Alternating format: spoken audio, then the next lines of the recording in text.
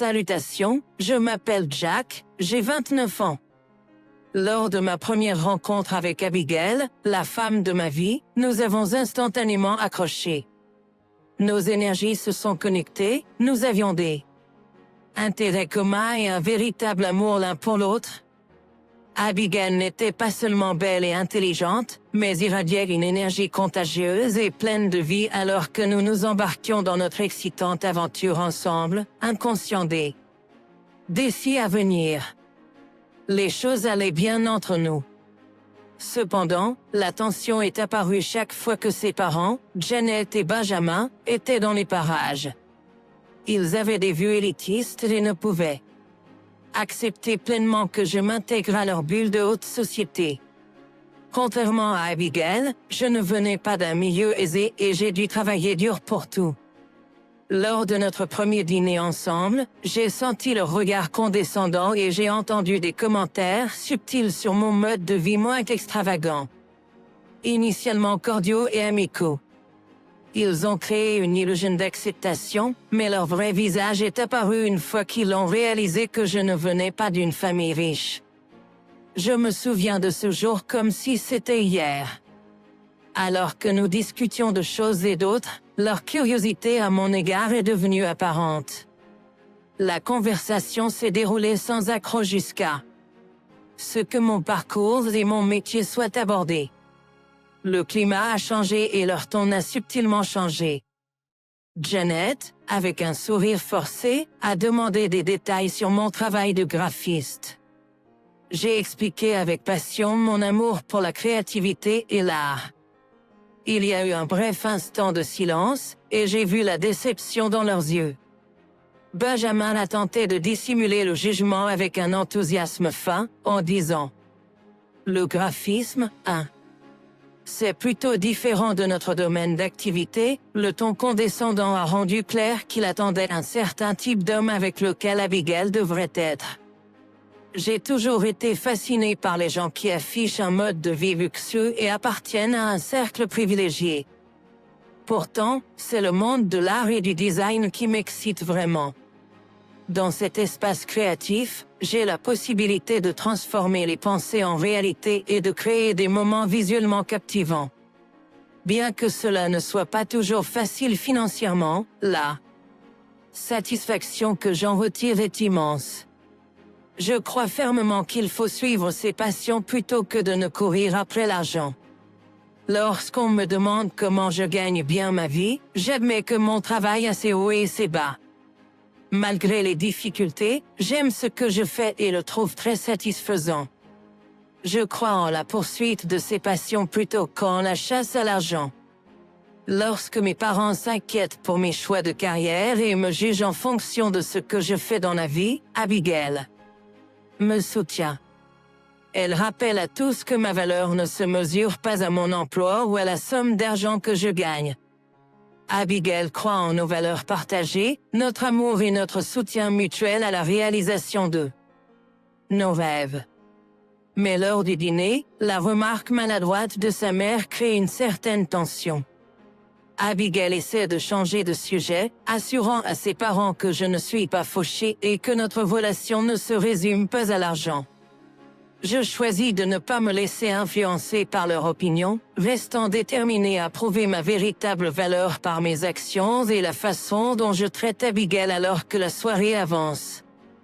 Il devient évident que les parents d'Abigail ont des idées très arrêtées sur l'argent et le statut social. Je réalise que, même si je tiens sincèrement à Abigail et que j'ai de bonnes intentions, je ne corresponds peut-être pas entièrement à leur idée d'un partenaire idéal. Déterminé à ne pas laisser leurs opinions affecter notre amour, je décide de montrer ma valeur par mes actes. Peu m'en est fallu pour réaliser que cette rencontre allait déclencher une série d'événements qui allaient mettre notre relation à l'épreuve et nous entraîner dans un voyage d'apprentissage de nous même et de persévérance. Mais c'est une autre histoire, pleine de triomphes, de découverte de soi et de la force du lien qui unit Abigail et moi. Abigail, à son crédit, m'a toujours soutenu. Même après des dîners inconfortables, nous avons continué à nous voir, déterminés à mieux nous connaître. lorsque les parents d'Abigail ont fait des commentaires désobligeants sur mon statut social ou ma stabilité financière. Abigail a défendu notre amour contre leurs remarques moqueuses et leurs attitudes snobs. Il était évident qu'elle luttait entre son amour pour sa famille et son amour pour moi. Une situation difficile s'est présentée lorsque j'ai présenté mon père, Édouard, à ses parents. Leurs vrais visages se sont révélés. Le malaise était déjà palpable, mais il y avait plus à venir. Mon père, une personne décontractée et non conventionnelle qui ne se soucie pas des règles de la société, est apparu un peu négligé. Janet et Benjamin n'ont pas pu s'empêcher de rire à la vue. Édouard, indifférent à leur moquerie, a simplement souri et a choisi de ne pas se laisser entraîner dans la négativité. Abigail, la fille d'Édouard, a pris la parole, disant « Papa, allez. Nous sommes tous uniques à notre manière. » Benjamin a acquiescé, déclarant que nos différences rendent la vie plus excitante. Accepter la diversité ouvre de nouvelles perspectives de pensée et des occasions de développement personnel. Soyez toujours gentils et considérants. Édouard est une personne extraordinaire, et je suis fier de l'appeler mon père. Nous ne faisons que nous amuser un peu, a dit Benjamin. Ne t'inquiète pas, j'y suis habitué. La vie m'a appris à me concentrer sur le bon et à laisser le reste derrière moi, ai-je répondu. Il m'a fait mal de voir mes proches, ma femme. Cependant, je ne savais pas quoi faire.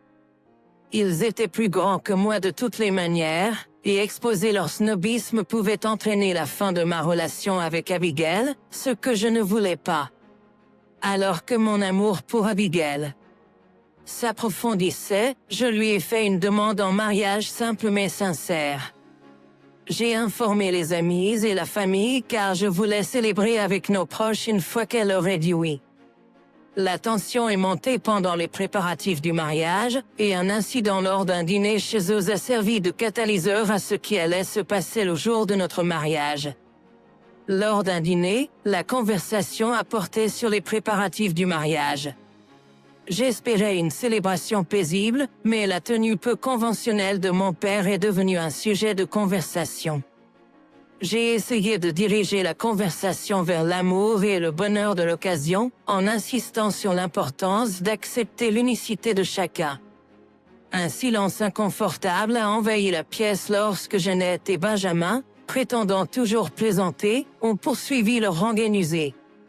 Abigail, mon père et moi commencions à en avoir assez de leur plaisanterie répétée.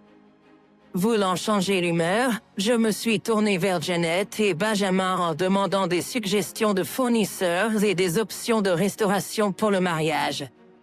V. Jack, ton père n'aurait-il pas quelques idées uniques pour le mariage? A proposé Benjamin avec un sourire en coin. Et si on engageait un troubadour errant et conservait l'anarchie artisanale? Au lieu d'un grand festin? Édouard adorait ça, non? Ma patience s'amenuisait alors que je défendais l'individualité de mon père. Assez des plaisanteries. Nous respectons et aimons Édouard tel qu'il est. Janet répondit, détends-toi. C'est juste pour rire, mais je ne pouvais pas le laisser passer. Ce n'est pas qu'une blague. Ça fait 4 mois que ça dure. Édouard est important pour nous, et nous ne tolérons aucun manque de respect à son égard. La tension monta lorsque mes parents et moi exigions le respect. Ignorant mon appel, Janet fit une remarque sarcastique, laissant entendre que notre présence était une gêne. La pièce devint silencieuse, le poids de leurs mots planant dans l'air. Janet et Benjamin échangèrent des regards inquiets, réalisant l'impact de leurs remarques discourtoises. Jack, concentrons-nous sur la joie de ton mariage à venir. L'amour est plus fort que les préjugés et les différences. L'humeur s'éclaircit, et nous commençâmes à parler des aspects positifs de la planification du mariage, nous éloignant des commentaires blessants qui nous avaient contrariés auparavant. Malgré le fait d'avoir balayé ses pensées, elles restèrent tout de même dans nos esprits. À l'approche du mariage, nous apportâmes les dernières touches, et l'excitation monta. Abigail et moi étions super heureux, impatients de commencer cette nouvelle étape de nos vies ensemble.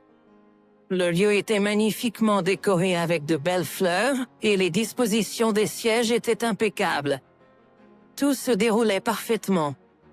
Le jour de notre mariage, alors que je rectifiais mon nœud papillon devant le miroir, je pouvais sentir l'excitation me traverser. C'était le moment que j'attendais. Mon père entra, arborant son vieil ensemble chanceux de ses jours de chant. Il était peut-être un peu usé, mais il signifiait beaucoup pour lui. Quelle que soit sa partialité, il avait l'air génial. En lui, comme une déclaration de mode excentrique sur un podium. Qu'en penses-tu, mon pote? Est-ce que ça te plaît? Sans qu'il. N'est-ce pas mon tour de poser la question? Tu l'as, champion. Maintenant, je l'approuve. Il ne te reste plus qu'à faire ce qui te met à l'aise. Ton attitude compte vraiment. Reconnaissant pour notre soutien. Son sourire irradiait. Il avait toujours été fidèle à lui-même, totalement dans son élément. Je le respectais pour être aussi authentique. Le mariage était magnifique. Le soleil brillait si fort lorsqu'Abigail et moi nous sommes promis de nous aimer et de nous soutenir mutuellement pour toujours. C'était un moment heureux avec tous nos proches autour de nous. La fête qui a suivi. Moi, cela a été tellement amusant avec de la musique, du rire et des discours remplis de cœur. Tout le monde dansait et s'amusait beaucoup. Mais j'ai remarqué Janet et Benjamin qui faisaient des regards désapprobateurs à Édouard et à sa tenue. J'ai entendu leurs commentaires, même s'ils ne savaient pas que je les taisais. Imaginez-le dans ce vieux costume. Cela semble un peu étrange à ce magnifique mariage. Je m'attendais à ce qu'il porte quelque chose de plus approprié. C'est un peu gênant. Peut-être que nous pouvons suggérer aux reporters et aux photographes de ne pas trop prêter attention à lui. Malgré les opinions négatives, j'ai décidé de me concentrer sur l'amour et la joie dans la pièce. Ma merveilleuse femme est magnifique comme d'habitude. Mon père, qui arbore son costume préféré, a bavardé avec les invités, échangeant des histoires et des rires. Il n'a pas laissé le jugement l'ennuyer, mettant en valeur son charme spécial au fur et à mesure que la nuit avançait. Janet et Benjamin ont continué à faire des remarques méchantes, se donnant à peine la peine de cacher leur mépris pour l'endroit d'où je viens. Cela ressemblait à ce qu'ils se moquaient de mon père. Chaque fois qu'ils le pouvaient. Chaque commentaire faisait plus mal, et je ne pouvais plus faire semblant de ne pas remarquer leurs opinions critiques. Je me suis confié à Abigail, lui disant à quel point j'étais contrarié et en colère. Elle était vraiment en colère, se préparant à parler à ses parents. Mais j'ai intervenu. J'avais ma propre idée. Pour faire une impression forte. J'ai choisi de parler directement à Janet et Benjamin, les éloignant des curieux. Je les ai regardés dans les yeux, ma voix calme mais ferme. Qu'est-ce qui se passe? Aujourd'hui est important pour Abigail et moi, mais tout. Ce que je ressens de votre part, c'est de l'approbation et du manque de respect. Seriez-vous prêt à partager ce qui vous tracasse? Jack, allez. Ne sois pas si naïf. Nous attendions plus de cette journée. Nous espérions que ton père ferait un effort, peut-être qu'il essaierait de s'entendre avec nos amis. Je n'en pouvais plus. Votre attitude snob et votre manque de respect ne passeront pas inaperçus. Nous pouvons parler de mon travail de graphiste, mais attaquer mon père est trop. Il n'est pas ordinaire. Il est un de ces types. Votre jugement est terrible et en dit long sur vous. Ne gâchons pas ce jour merveilleux avec votre négativité. Le buzz dans la salle de réception s'est soudainement tué. Benjamin a observé le comportement de Janet et, dans un moment de réalisation, a compris que leurs commentaires avaient été entendus partout. J'avais intelligemment positionné près du stand de DJ, j'avais tranquillement ramassé un microphone et je l'avais posé sur la table pointant vers eux. La pièce s'est tue, seuls les journalistes locaux et les photographes enregistrant rapidement la scène à mesure qu'elle se déroulait. Votre tentative de porter atteinte à la réputation de mon père vous a rendu insensible à ce qui se passe autour de vous. Gardez cela loin de moi, Janet. Benjamin a crié, saisissant le micro et elle éteignant violemment. Pendant ce temps, Benjamin me regardait avec frustration, et ils ont tous deux chuchoté sur le fait de soudoyer les médias pour étouffer leurs remarques snob. Mais l'histoire ne s'est pas arrêtée là. J'ai attrapé un microphone différent et j'ai parlé au public. Bonjour, tout le monde. Merci d'être ici pour ce moment spécial. Je promets de partager tout ce que je peux, en commençant par une petite surprise. J'ai dit, mon père, rejoins-moi ici et montre ton talent. À la stupéfaction et au bonheur du public, mon père est monté sur scène. Après une brève introduction, il, étant un passionné de chant, a entamé sa performance. Il a commencé à chanter l'une des chansons qu'il avait composées pour mon mariage. Abigail n'a pas pu s'empêcher de verser des larmes de joie, et la salle entière s'est tue en admiration. C'est facile pour moi d'oublier que pour certaines personnes, écouter mon père chanter est comme entendre un ange. Même si je m'y suis habitué, sa voix reste rien de moins qu'irréprochable. Les photographes sont venus parce que Janet Benjamin était connue pour sa richesse. Ils ont commencé à prendre des photos de mon père quand il a commencé à chanter. Les gens ont également sorti leur téléphone pour enregistrer pendant qu'Abigail et moi dansions sur la chanson. C'était une expérience unique. J'ai regardé la foule et vu leur mâchoire tomber. Ils ne pouvaient pas croire qu'un homme simple à l'allure excentrique avait une aussi belle voix. Janet Benjamin avait l'air surprise, mais aussi un peu en colère quand mon père a fini sa chanson. La foule a éclaté en applaudissements, et les photographes et les journalistes ont assailli mon père de questions et de photos. Abigail a été la première à parler, exprimant sa surprise de ne pas savoir que mon père pouvait chanter si bien et cela l'avait fait pleurer. Elle s'est demandé pourquoi il n'était pas célèbre. Avant que je puisse répondre, je suis monté sur scène et j'ai dit que certaines personnes accordent tant d'importance à l'élitisme et à l'argent qu'elles ont perdu leur âme dans le clinquant et le glamour.